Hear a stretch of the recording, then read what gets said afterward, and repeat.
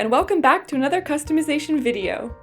While you might know I love a good Sabino, I think my favorite horse coloration has to be a Dapple Gray. But I haven't really done any up until now because in my opinion it's the hardest to do, and especially to get right. And of course I'm no expert, but hopefully this video can help you with your own technique. There are infinite ways to make them, but I'll be using these two horses to show my current favorite methods. Both will only be using pastels for the dappling. The first horse will be this beautiful Peter Stone Trotting Drafter, one of my favorite stone molds. And then I will be dappling this pretty resin by Trisha Forsyth called Haze. But before all the fun stuff though, I did all the prep work off camera by sanding any seams and filling holes with epoxy. I primed this guy with red Duplicolor sandable primer since I didn't have any white primer on hand. I just needed a few extra coats of the white airbrush to cover it. Using my Model Air acrylic, it didn't take too long, especially with the hairdryer to speed it up. I decided to go ahead and do the gray transition in the mane and tail since I already had the airbrush out. You can absolutely just use pastels for this, and I will be touching it up with them.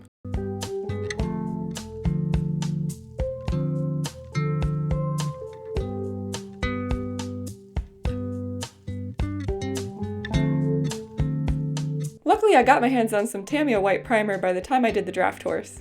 Unpainted stone horses seem to be very smooth and slick, so I made sure to go over him with some 400 grit sandpaper so the paint will adhere properly. Make sure you do this in a ventilated area and wear a respirator. The white primer takes a few coats, but once it's dry it's time to add a white base coat. You might be confused since he's already white, but this will cover up the primer which could discolor over time. It also makes sure all that plastic is really covered. You don't really need an airbrush to do this, you could also brush on thinned layers, it will just take a little bit longer. Now I didn't film this, but the most important step is to spray the model with a clear matte spray after the base paint fully dries. This will give the pastel a texture it can stick to. I use Mr. Super Clear. I absolutely use a respirator with that as well. Once that's all dry, it's time to add the pastel. To make an applicator, I took a very thin, cheap acrylic brush and just cut the top off, so just a little bunch of bristles remain. I made sure to get them mostly the same height. Then I dab on the pastel and draw the outline of the dapple in a back and forth motion. If you are expecting a technique to help save time, I hate to break it to you, but this definitely isn't it. Be prepared to put on a show or audiobook because it's going to take a while, especially on a big model like this. I make sure to print out a full page reference of a real horse to get the pattern, shapes, and tones accurate. Unless you have done a ton of dapples before, you will absolutely need to look at pictures because there's such nuance and variation in each horse. You'll definitely want to pay close attention to the shapes the dapple makes and how some are bigger and some smaller. A fun fact, grays turn white as they age, but how the black fades is determined by heat. Warmer areas turn white faster, and the dapples show the capillary clusters underneath the skin. It's also where the distinctive vascular pattern on the upper legs comes from. So while keeping shape and size in mind, it's also important to look at the shade of gray. I will refrain from the 50 Shades joke, but there really are so many. I'm using the light gray and black pan pastels. I also mixed them together in an extra tin as a transition shade.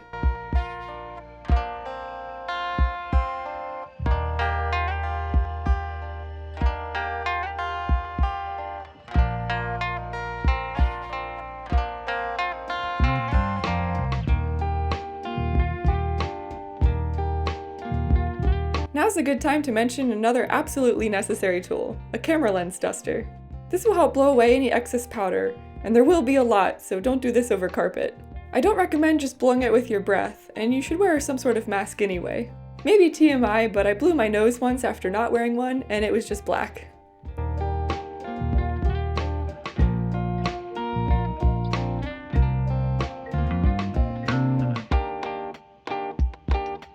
To fill in solid black areas, I switched to an eyebrow brush.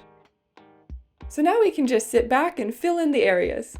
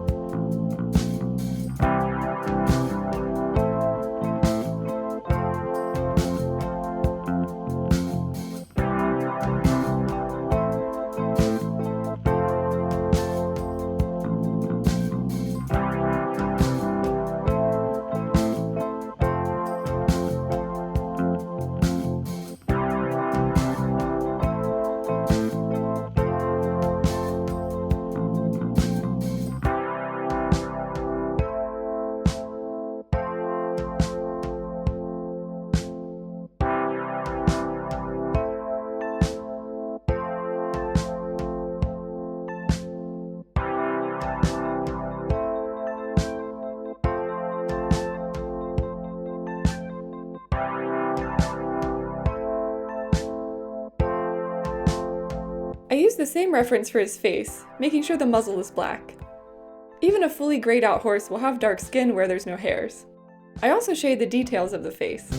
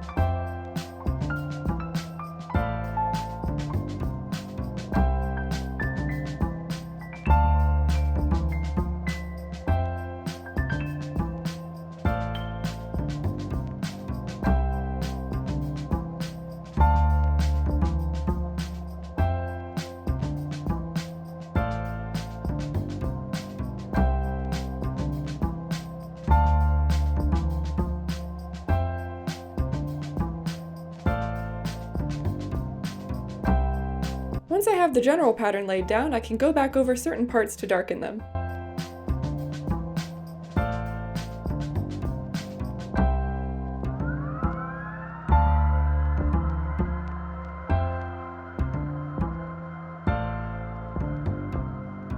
Before I can get to work on the other side, I make sure to seal it all with the matte spray, so I'm not as likely to rub it off. To be extra safe, you can wear gloves, which I do later since my hands tend to get oily.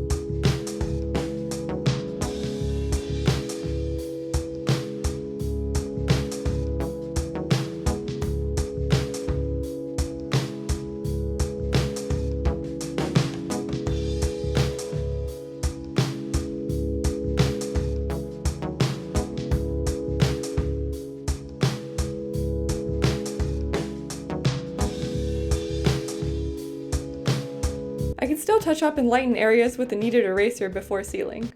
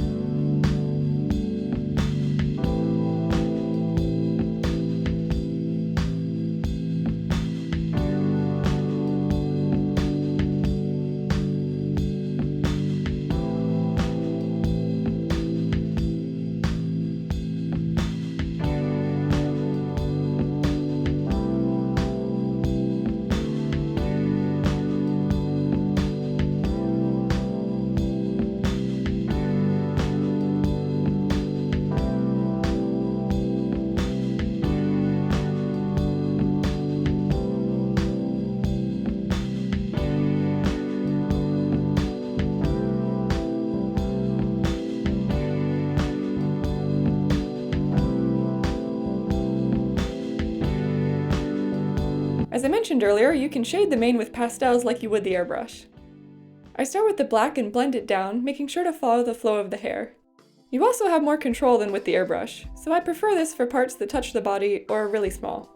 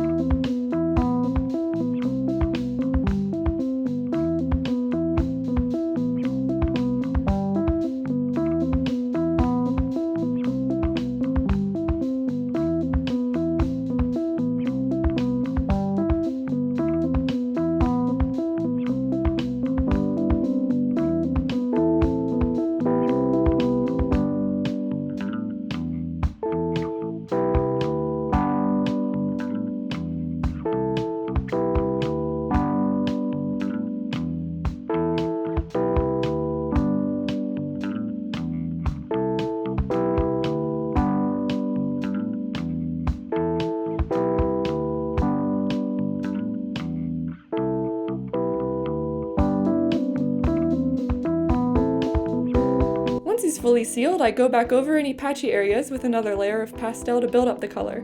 I seal and repeat again until everything is looking smooth.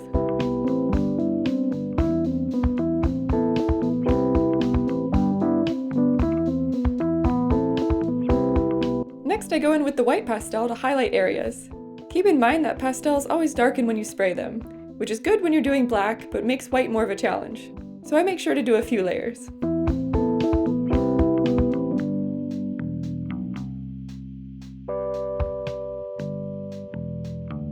To add just a hint of color, I brush on a tiny amount of brown to the feathers and mane, since a real horse wouldn't be pure white.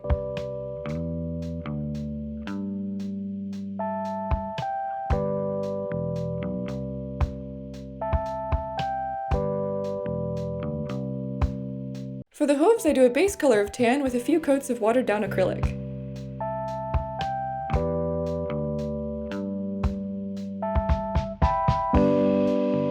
I add white to the tops and blend it down.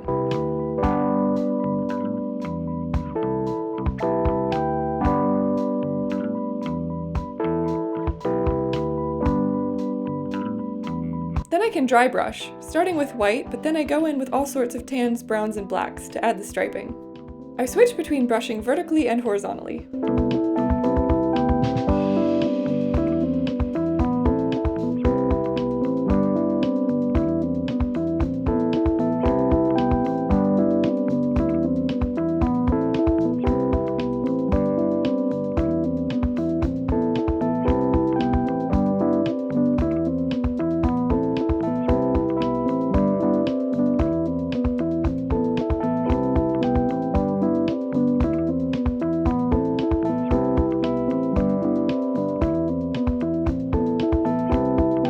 Even though the inside hooves aren't sculpted, I will be giving the illusion with paint.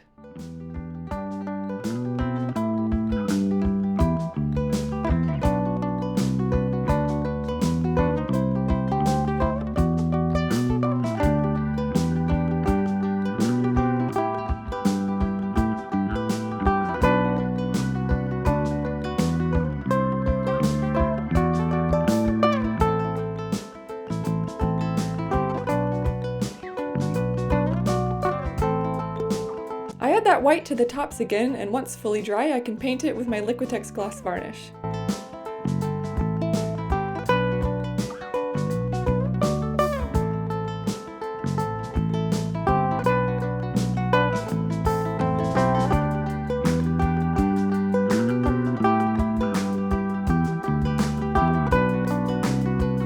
The eyes will start out all white.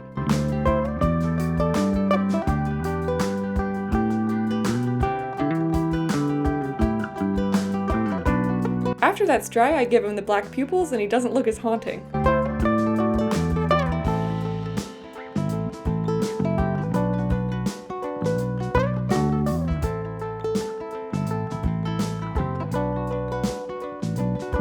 I do an oval with the dark brown and add highlights to the bottom.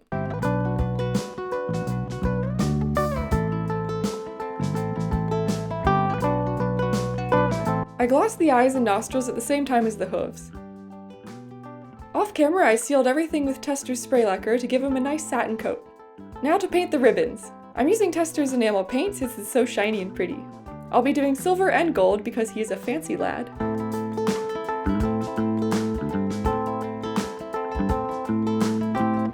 I'm looking at a different horse on the same mold so I can make sure everything is correct, since in some places it's hard to tell.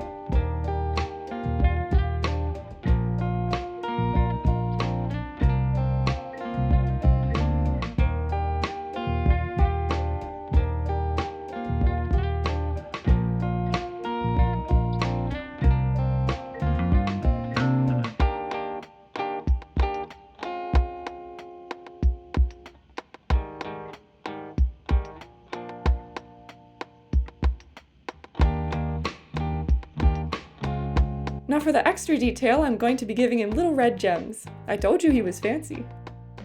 I got a multi-pack that has a bunch of colors, so hopefully I can find a reason to use them in the future. I used my E6000 glue, which you should definitely wear a mask when working with. And I probably shouldn't have been touching it, they're just so darn fiddly. But now he's all done! Here's the before.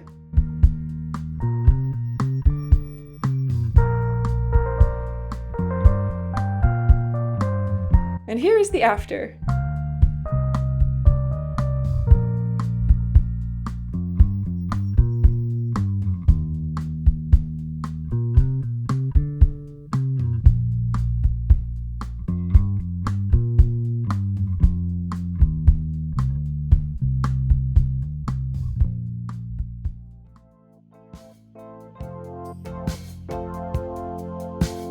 I will put more photos at the end, but for now, let's jump into that second technique. This poor guy has been waiting long enough.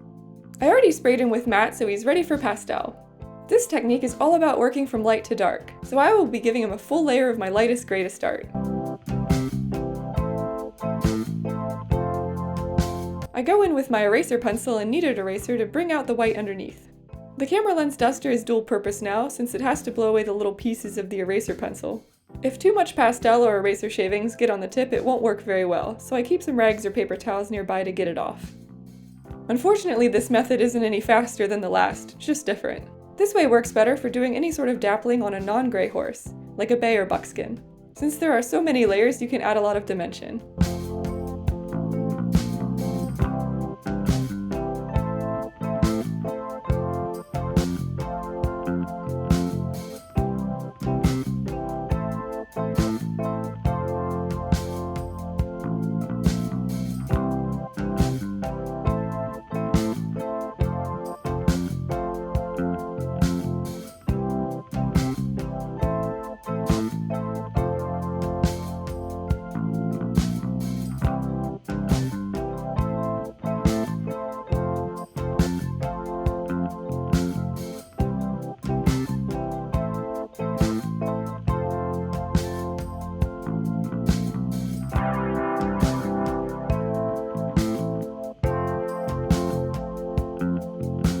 I go ahead and darken the legs since they will be the darkest part and will need a few layers to build up. You could also airbrush or paint them.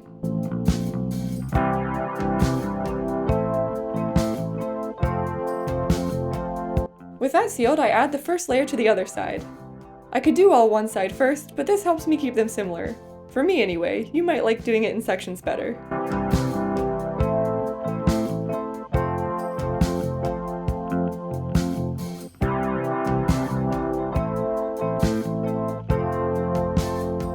This way creates a more circular dapples rather than the stars. While these aren't as star-shaped as the other method, I still try and give the circles points that fill in the spaces between them.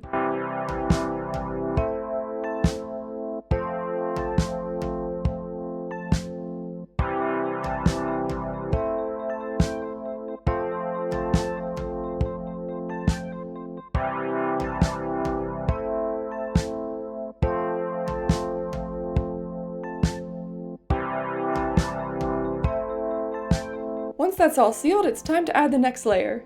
I'll be using the same color here to eliminate any graininess and patchiness. I know it looks crazy just putting pastel over all that work, but trust me. Though you might not see it too well on camera, you can still tell where the dapples are, and can erase them back out again. And now it's pretty much just that over and over, until it's the shade you're looking for.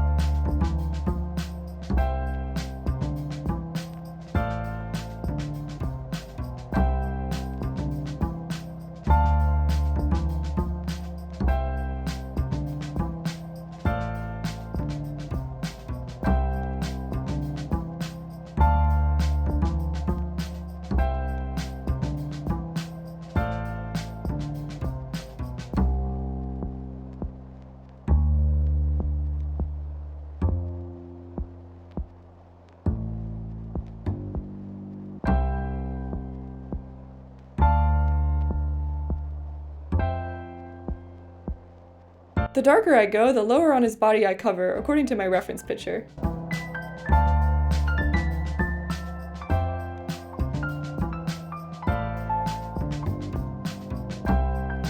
When I added this dark layer, I also did a little bit of shading on the lighter areas.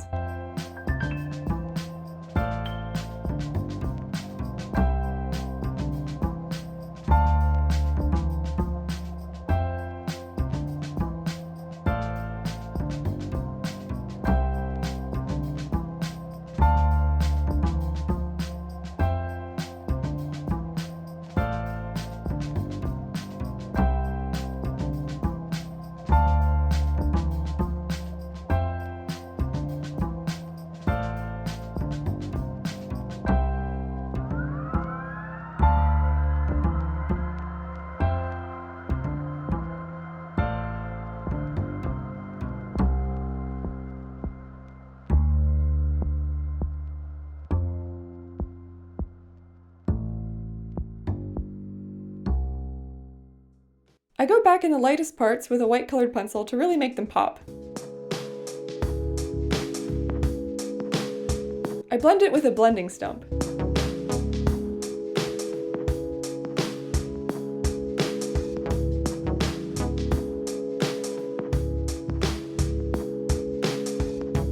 I also go over them with the white pastels like the first horse.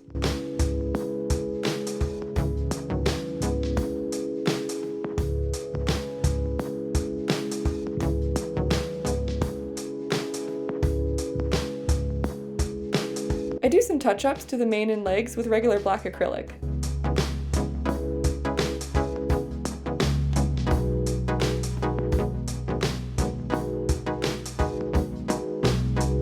I do the face and eyes the same way as before.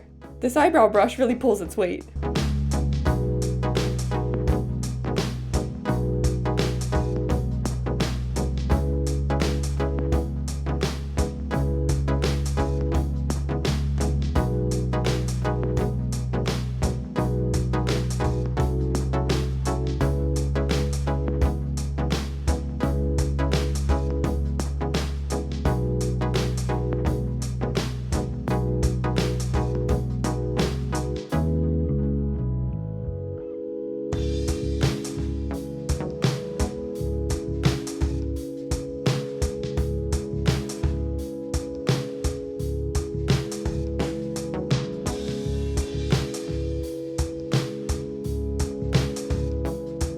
The hooves are a little different since I'm starting with a black base. I still do the white tops, but I will only be using black and white for the detailing.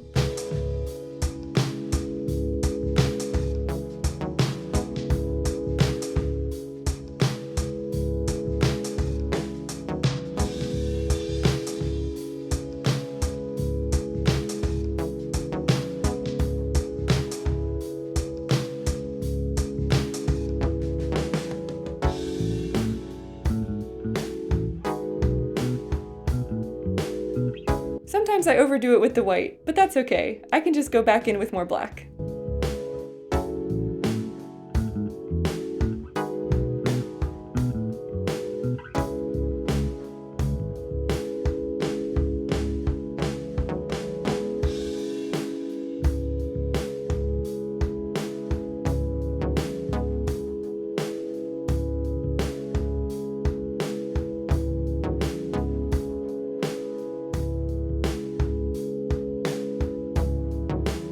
Then I sprayed it the same as the first horse and added the gloss. I haven't noticed any difference in doing that before or after the spray coat, as long as they're both gloss and fully dry.